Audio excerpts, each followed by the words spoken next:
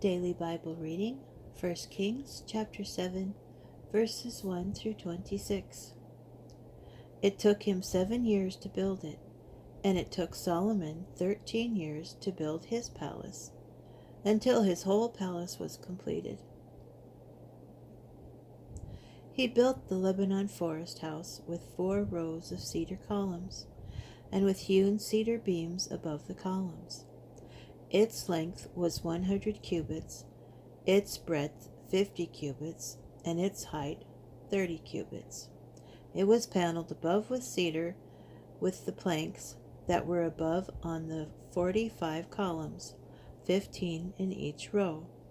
And there were 3 rows of window frames, with 3 tiers of windows facing each other. All the doorways and doorposts had square frames, with 3 tiers of windows facing each other. He made the portico of columns 50 cubits long and 30 cubits wide. The portico was in front of the columns, and there were columns with a canopy in front of them. He made the throne portico where he was to pronounce judgment, the hall of judgment. It was paneled with cedar from floor to floor.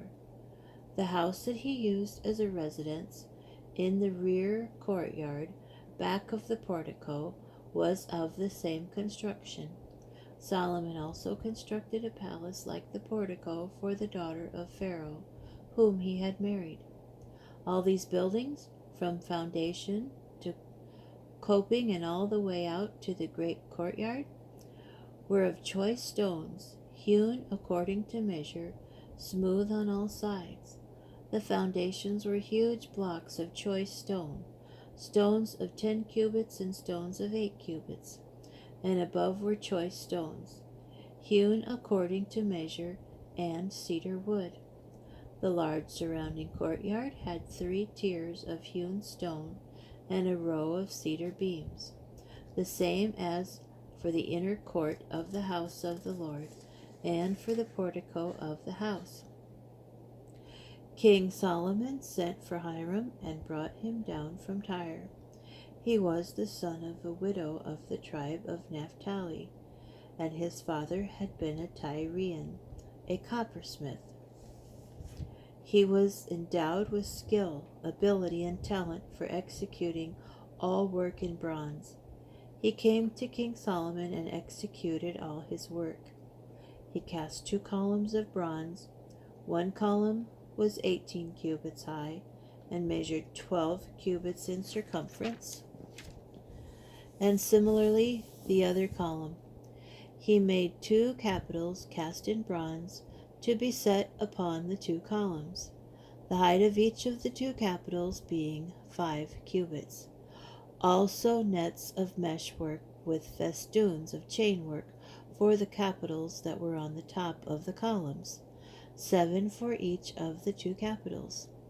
He made the columns so that there were 2 rows of pomegranates encircling the top of the one network to cover the capitals that were on the top of the pomegranates, and he did the same for the network on the second capital.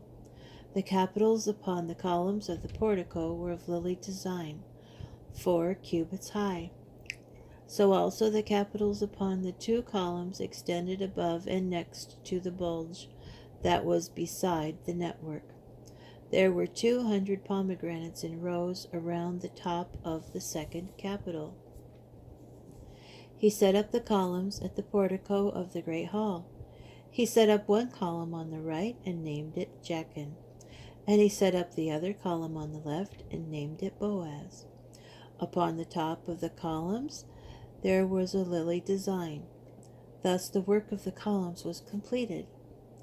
Then he made the tank of cast metal, 10 cubits across from brim to brim, completely round.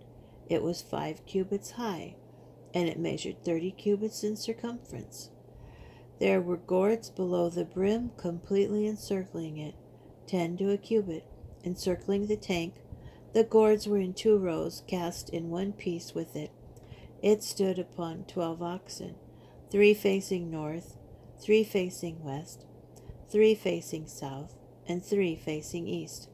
with the tank resting upon them. Their haunches were all turned inward. It was a handbreadth thick, and its brim was made like that of a cup, like the petals of a lily. Its capacity was 2,000 baths.